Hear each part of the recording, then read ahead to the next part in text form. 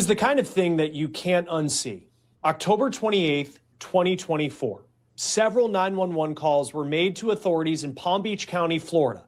A woman bleeding from the mouth, lifeless, her own vehicle feet away, her body in the middle of the road.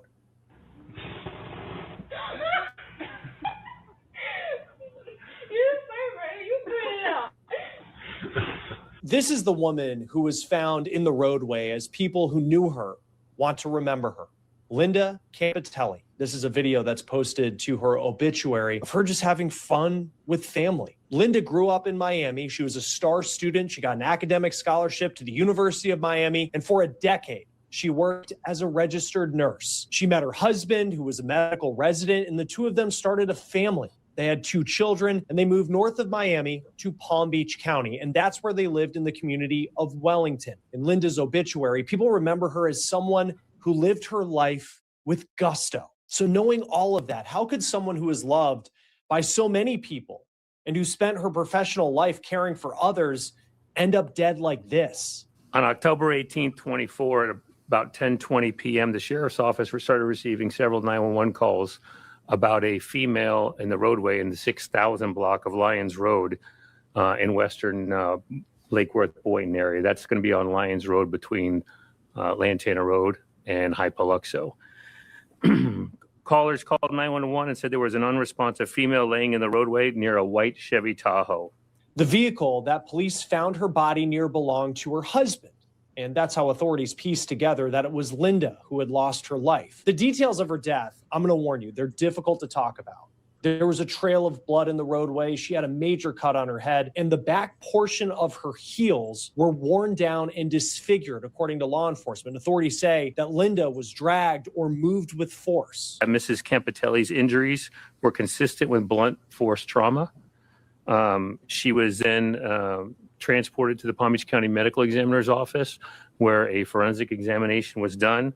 And along with that examination and the sheriff's office information that we had, the case was ruled a homicide. Inside the car, there were stains that appeared to show that someone had been in that vehicle. And it was a person who allegedly tried to wipe blood away. Deputies wrote that the vehicle was still running. All the doors were closed.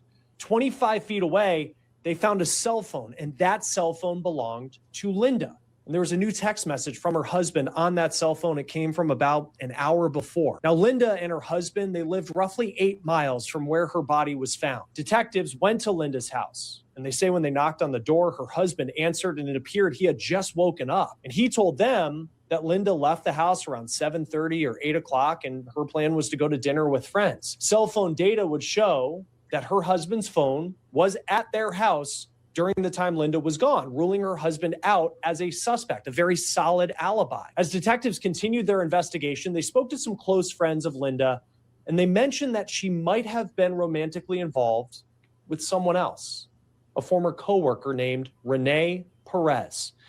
Now, before we talk about Rene, we need to talk about what was found in the back seat of Linda's vehicle.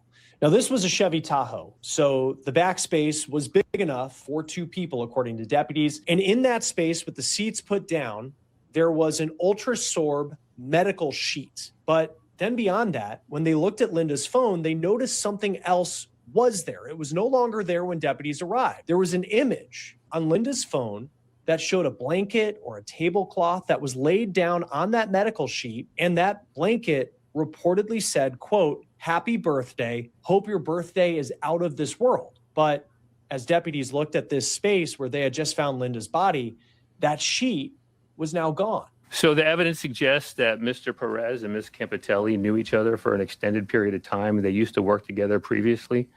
They had an ongoing friendship.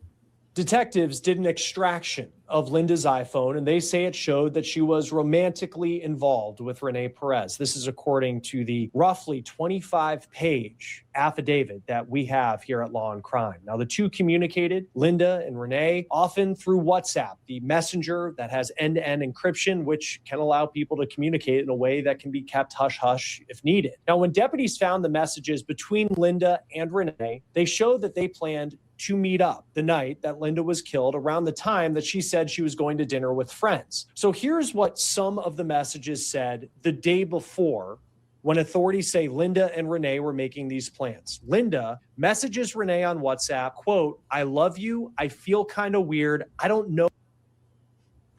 So before we continue, one of the things that with the nature of this crime, it's obviously a crime of passion, and which is the reason why it became important to rule the husband out. Because not only do they have the evidence of her having an affair, of her meeting up with this guy, but I think that before this, the husband would have been a prime suspect for obvious reasons. With them finding a sorb medical sheet in the back, along with this affair, there's a good chance that either there was a possible breakup. So people, including myself, have talked about how breakups, divorces lead to crimes of passions at time. But also there's a possibility, if it's not something like that, another possible motivation could be a pregnancy or a termination of a pregnancy. It'll be interesting to find out what that ultrasound medical sheet was all about. And if you're not familiar with what those medical sheets are, that it's literally a sheet that you can lay down that absorbs moisture, bodily fluid, those sorts of things. And with them having access as nurses and with them having access to medical equipment, medical medicine, those sorts of things, it would not surprise me one bit if they had either planned some sort of abortion, whether it be possibly her husband's baby, whether it be Renee's baby, or she just didn't know, or any of those type of things. But those two potential motives of a possible breakup, of possible pregnancy or termination of pregnancy, or combination of those things, I think that we possibly might find out that those would possibly be motives in this situation as this case continues on to trial. But let's continue. What to expect tomorrow. You've never done anything like this for me before, and I feel a little nervous. And a couple minutes later, Rene replies, "LOL, it's no big deal. Just trying to show you that I can be romantic. It probably won't be as good as what you've done for me." Then Linda says, quote, "So tomorrow at 7:30, and you're 100% sure this is okay?" And Rene replies, "Yes, ma'am. You got it. I love you so much." Then Linda replies, "Thank you. I love you so much too. Good night." Now, deputies say other messages that they found show the two regularly talked about sex and how much they loved each other. And they believe that this affair, this romantic relationship, was allegedly going on for roughly 2 years. Now, clearly, when you read that, if you're a detective, you say, we need to talk to this Rene Perez person. So they were able to get Rene to come in for an interview back in 2024, right after all of this happened. And they say Rene admitted to them that, yeah, he was having an affair with Linda. And he claims this affair had been going on for 2 years. And deputies asked Rene about the WhatsApp messages with their plans to meet up on the day that Linda was found dead. Now, Rene said that he was planning to do something special for Linda's birthday because it was a couple days prior. Rene works nights at a medical center, so the plan was for him to allegedly leave work, then meet up with Linda. But he said the day before, he messaged Linda that he wasn't going to be able to make it because he said his son was sick and he couldn't go to work. He said that he did end up going to work that night, however. Now, the problem with that alibi, as we just read with you, a couple of the messages that Linda and Rene had sent back and forth, authorities say there is no proof that Rene ever sent a message, not a text message, not a WhatsApp message, saying that he wasn't going to meet up with Linda that night on the 28th. Now, you can see when you hear that, if you're a detective, some things just are not adding up in this story. And a lot of this story, a lot of this case that has been built up since that night in October of 2024 hinges on what cell phone location data shows. Now, before we get more into that, let's talk a little bit more about Rene, because he told deputies that when he canceled the romantic meetup with Linda the night before, she was very upset. Detectives say that was another red flag that he would say that, because they had looked at so many text messages, tens of thousands of text messages over the last several months between the two. And they noticed a pattern in how Rene and Linda communicated. They say when Linda was upset or unsettled about something, Rene would be overly apologetic. So now you have him claiming that Linda was very upset that he had canceled this meetup that they had planned for her birthday. But deputies say there was no evidence, no apology from Rene, beyond the fact that there was no evidence that he ever canceled that meetup, because they have all the messages allegedly that Linda and Rene had sent to each other. Now, let's talk about the cell phone location data.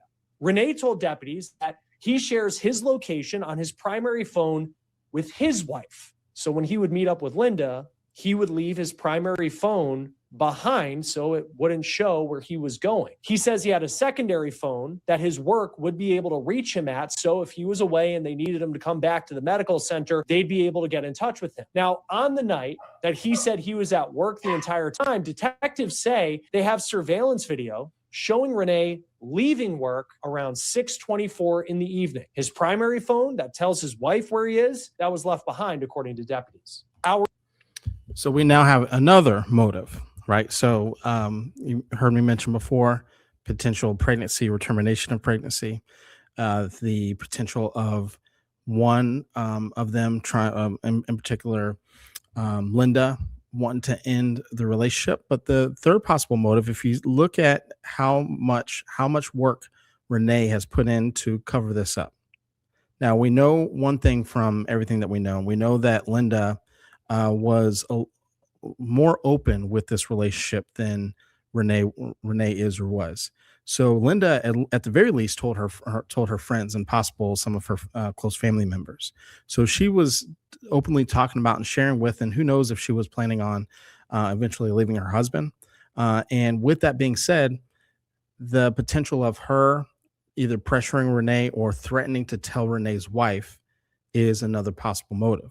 Rene was putting in extensive work to cover this up, to quote, protect his wife. I put that in quotes because obviously he's having an affair, and this is going on for 2+ years. I'm not sure if he has children or not, those sorts of things, but we do know that he's putting in a lot of work, multiple different phones, multiple different devices. We're about to find out that there's multiple different carriers that he's had.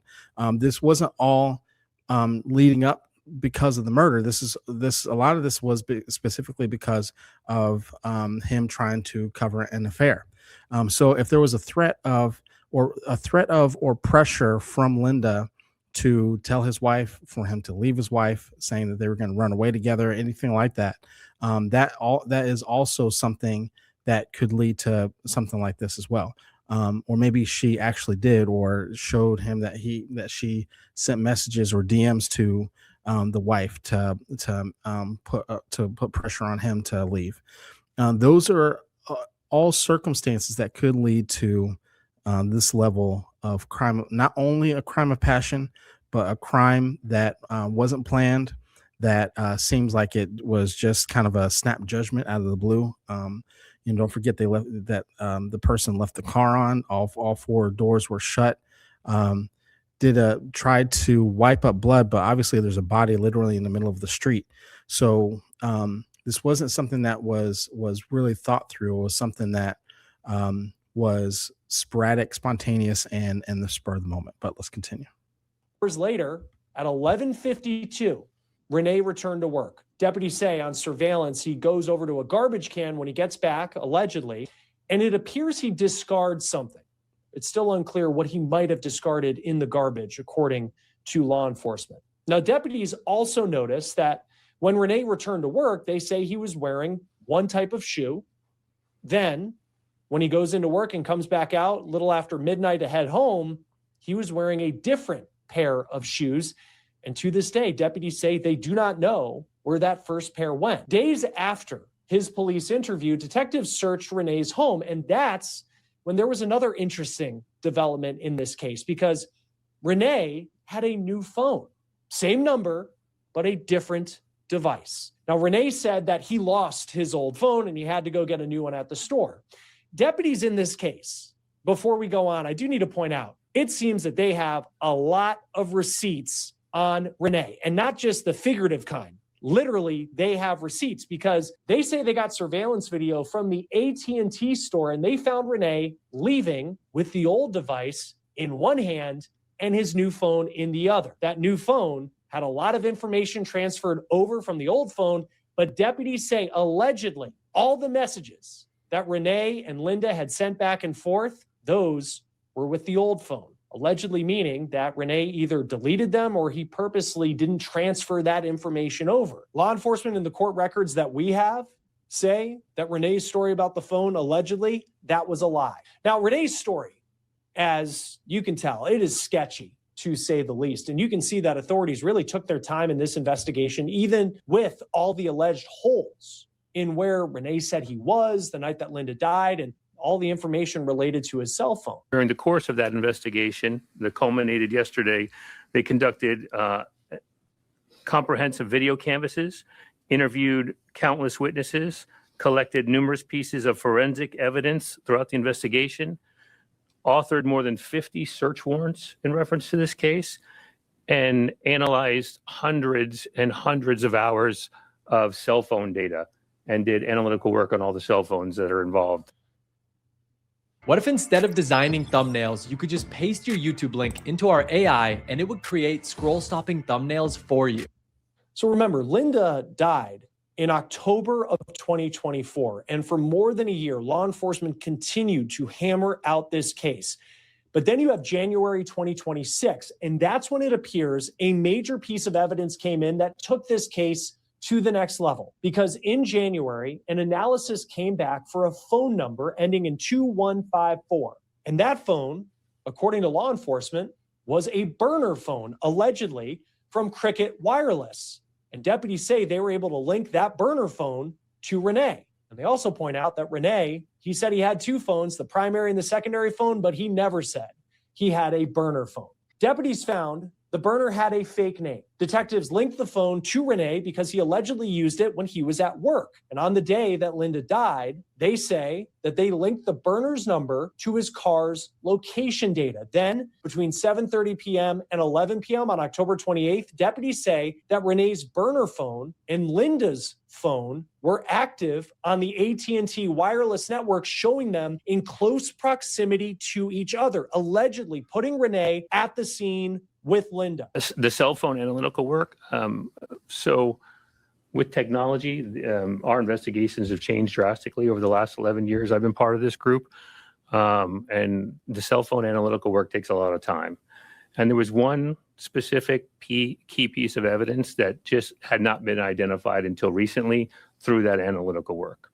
Remember that it's not, when you were working with electronics and things of that nature, there's a lot of dependencies, not just on what we can do, but what different providers give us and the timeline for which we get that information. Deputies say they also found Linda's Apple Watch on the scene, and they say it had blood allegedly on both sides, which they believe may show that there was a violent struggle inside that vehicle. This past week, through the investigation, on Monday, an arrest warrant was signed by a Palm Beach County judge charging Mr. Perez with first-degree murder and tampering with evidence. On Tuesday, he was taken into custody by our federal partners at the United States Marshal Service in Miami. He was transported to the Palm Beach County Jail, where he is now housed here.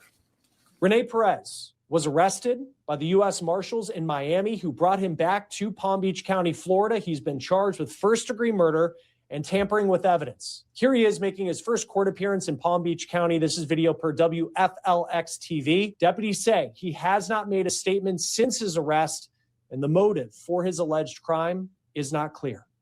Joining us now to talk more about this investigation is retired detective commander with the Chicago Police. So I talked about some possible motives that I think that they'll, with the investigation, that they will find out. Now, as far as the evidence that they have at the moment, I think they probably are going to have more evidence, but I think they're going to need more evidence to actually try and convict him or to get a conviction. Obviously, this investigation is ongoing, and the likelihood of them having other evidence that maybe we're just not privy to is really high.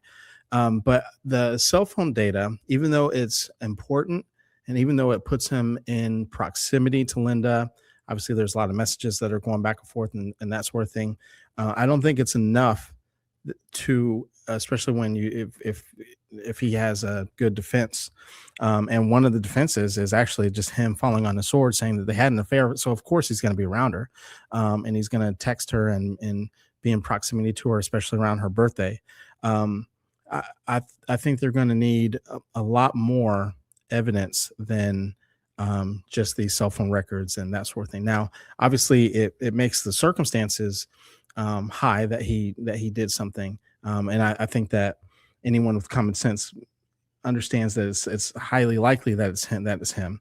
However, to actually get a conviction of beyond reasonable doubt in court, when he has, assuming he gets a good defense attorney, they're likely going to need more than just the cell phone records. But let's continue.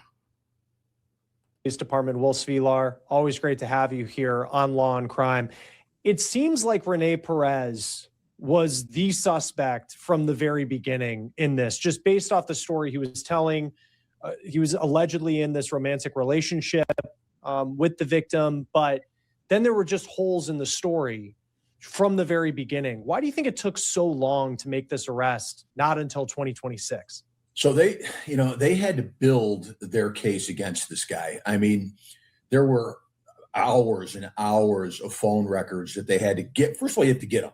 So you got to write your warrants. You have to wait for the phone company to give you all this information.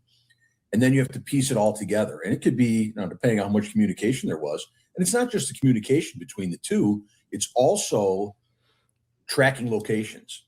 So now you're talking about search warrant after search warrant. You're writing search warrants for cell towers. Not just one, but several cell towers.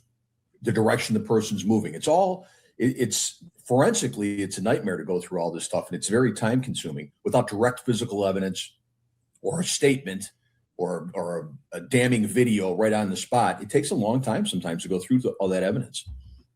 So not only do I agree with that, however, I also want to add on to this. Don't forget that they also were doing all of this for multiple different people.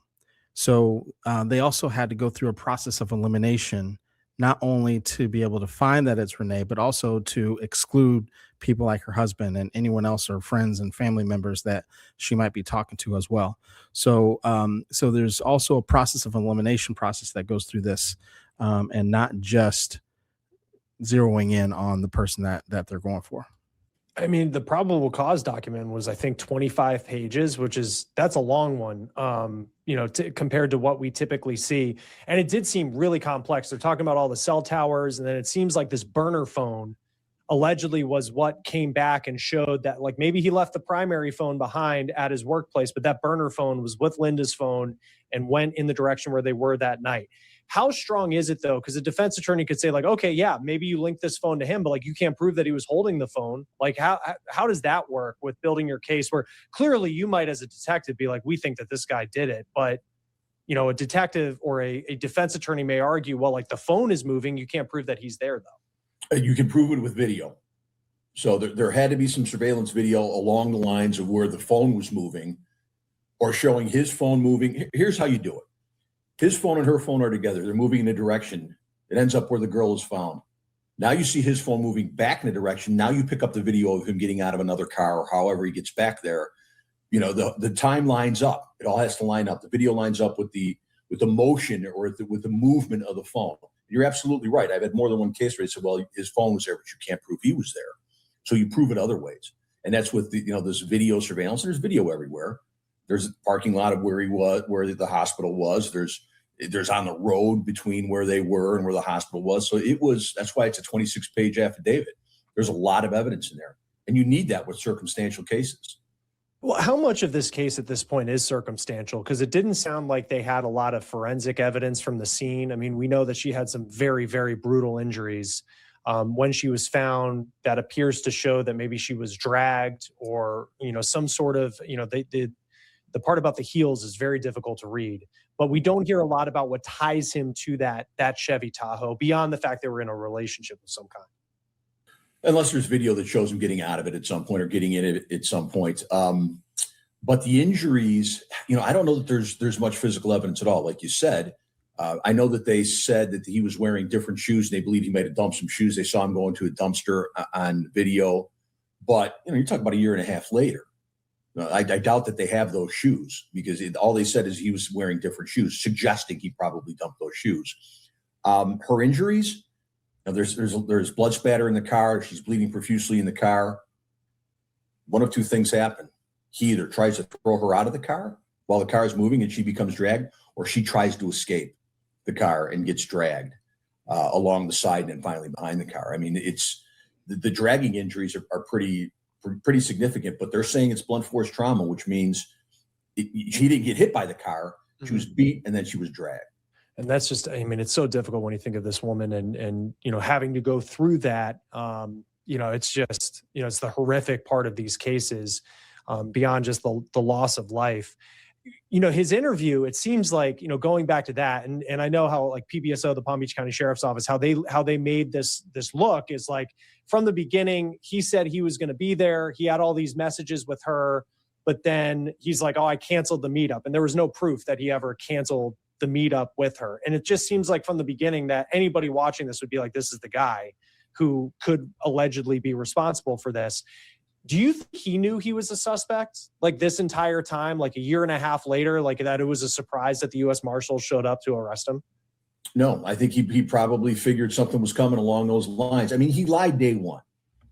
And you get into the situation as an investigator and a prosecutor is, what do we know? What can we prove? If we can't prove what we know right off the bat, build your case. Is this guy a danger to the community? I don't know. This is an affair that obviously went horribly bad. But what do we know? Can we prove? Two different things. You knew it from day one. Who else would be the suspect in this situation? Her friends were telling you they're having an affair, but you have to build that case. And I had a feeling, I have a feeling he was looking over his shoulder the whole time. Well, and I thought it was really. One thing that is not being mentioned that I think will likely come up. Someone who does something like this, not having a violent history is highly, highly unlikely. So him talking with his wife, talking to exes, talking to ex-girlfriends, other potential affair partners, I think it becomes really important in this, in cases like this, and also even if it's just circumstantial, building up the case like they were just talking about against someone like this, understanding, putting together patterns of previous behavior of times past, of other situations that are similar. People who follow me for a long time know that I talk about how people who engage in domestic violence behavior typically get worse over time. And so obviously this is the most egregious that it could get. But if you talk to previous partners, the likelihood is that you're going to get other stories of similar type of behavior of him. It's also, let me also circle back. It's also very common for people who engage in domestic violence to do things in a car where you can't leave, either trying to prevent you from leaving or trying to start an argument, and they'll go at high rates of speed because they know that you can't get out, and really try to trap you there. And if you talk to previous partners, the likelihood of you hearing other situations and other circumstances like that, whether it be his wife, whether it be previous exes from times past, and with the amount of work that he put in to cover this affair, the likelihood is that there's probably other affair partners, whether it's going on at the same time as Linda or previous to Linda or at other points in time, especially when we're talking about hospitals, especially when we're talking about in the nursing industry. There's a reason why nurses have a reputation of this. There is a high level of affairs that happen at hospitals, high level of affairs that happen amongst nurses and amongst the nursing industry. And so the likelihood that there's other people who have experienced similar type behavior is very, very high. But let's continue. Really interesting, because there's so much of this that's like the technical side of like this cell tower pinged this cell tower was there.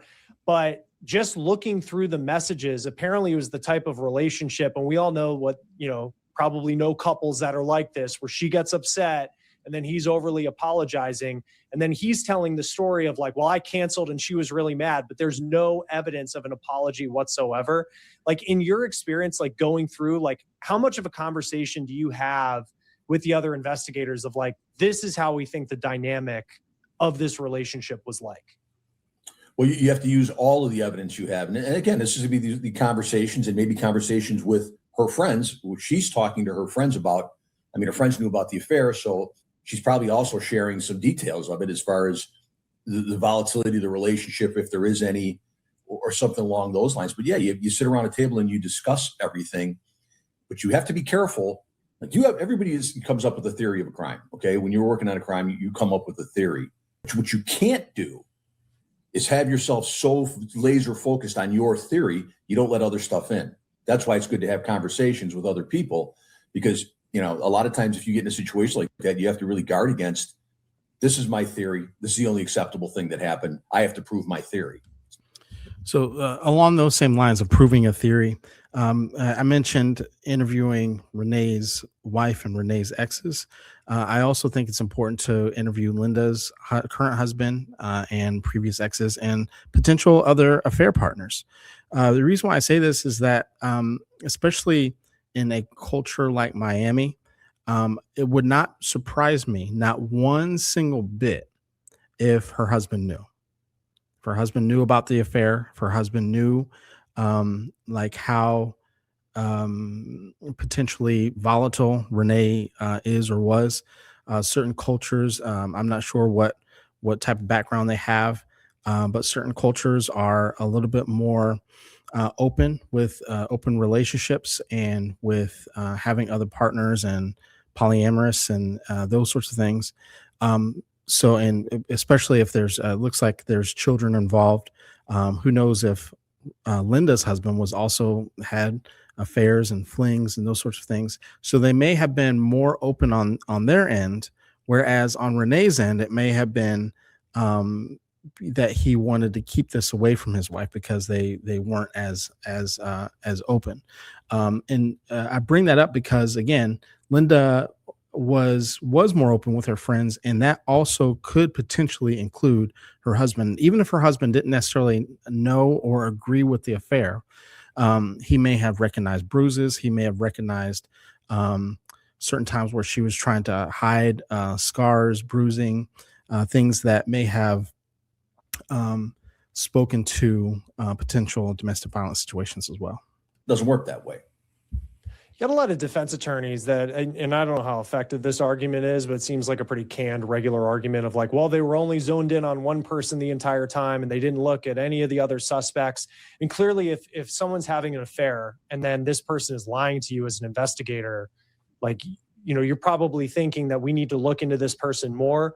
At the same time, like where her body was found, Lyons Road, used to live there. It's like a very busy kind of roadway. And a defense attorney could say, well, who knows how she ended up in this position? Could have just been someone passing by after he left. Like, how do you, in building a case, kind of rule all of those things out while at the same time focusing on the person who's been lying to you according to what they're saying? Like, I mean, this guy, it seems like he was doing everything in the beginning that as why an investigator would look into him as the person who potentially did it. He freely admits that there is an affair, but then he lies about the circumstances surrounding that night. So, if he was lying about the affair from day one, I don't know. I knew her from work. I don't really know her.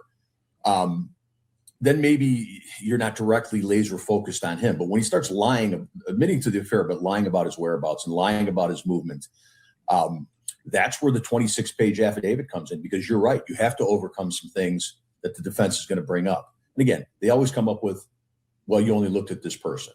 No, sometimes that person's the only suspect, and it's pretty clear from the start. You don't dismiss other things, but you build your case. And as your case gets stronger and stronger, you eliminate the possibility that it is somebody else. So one thing, I in the business and entrepreneurial world, one thing that is very commonplace is for business owners and other business people, they'll say they won't do business with people who are having an affair, men or women. And there's a reason for that, because you can't trust them, right? If they are doing that with if they're lying directly to their husband, if they're lying directly to their wife, the likelihood is that they eventually are going to lie and cheat on you as well, even as a business partner.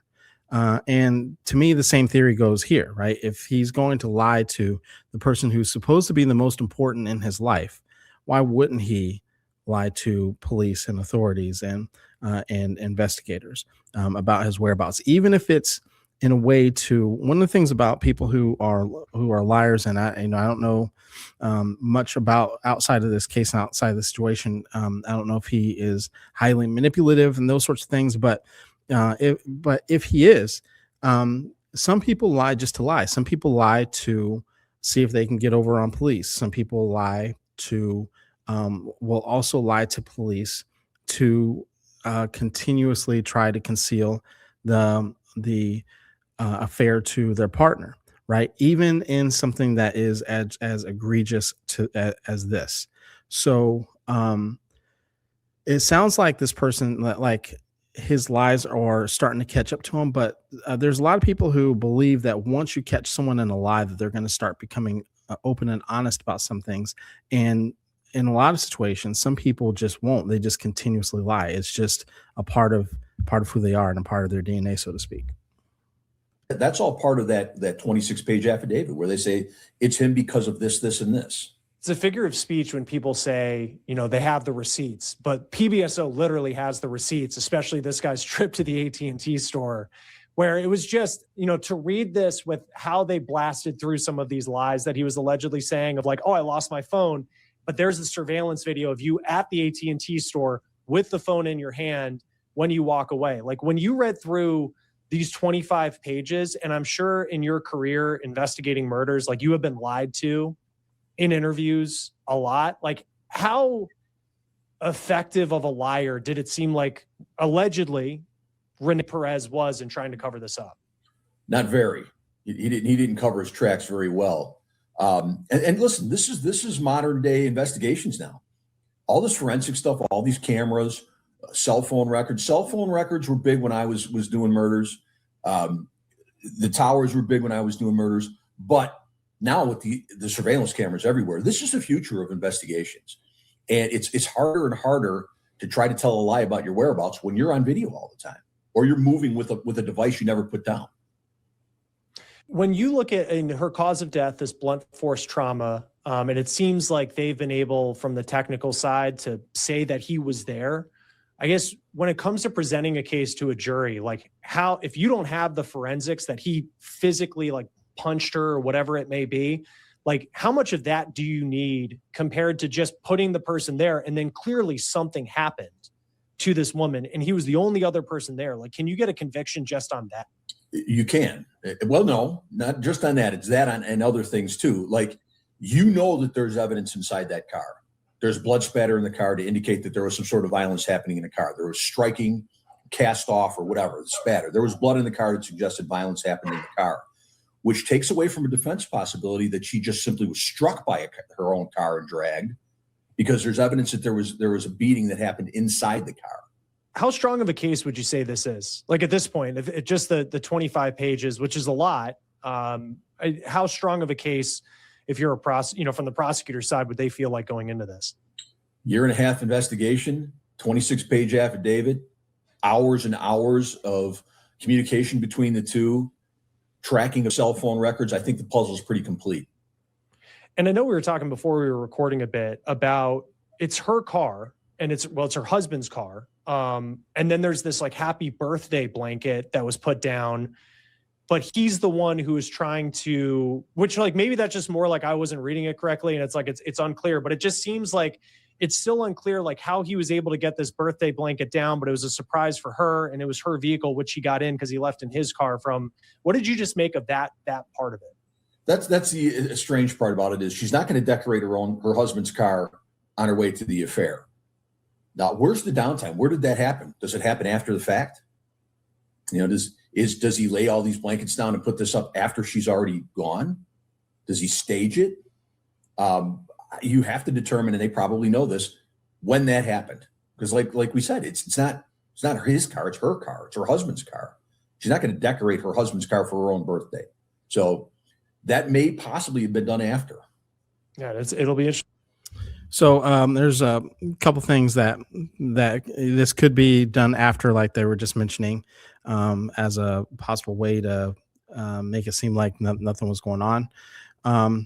But also, this could be him doing this. If he found access, if he found ways into her husband's car, of this being like a kind of like sending a message, right, as a threat. That he had access to the car, that he had access to be able to do those things, that he had access not only to her husband, but to the family. It could have been some sort of message like that. But we'll see how that whole thing plays out as well. With all that being said, thank you very much. That is all I have for you today. Thank you guys for tuning in. If you enjoy this episode and you want to watch other episodes, I have a whole playlist right here on the screen. If you click it, it'll take you to my playlist. Also, be sure to like, share, subscribe, hit the bell notification so you're notified each and every time I upload a new video. With that being said, thank you very much, and I will see you in the next episode. You guys have a good one.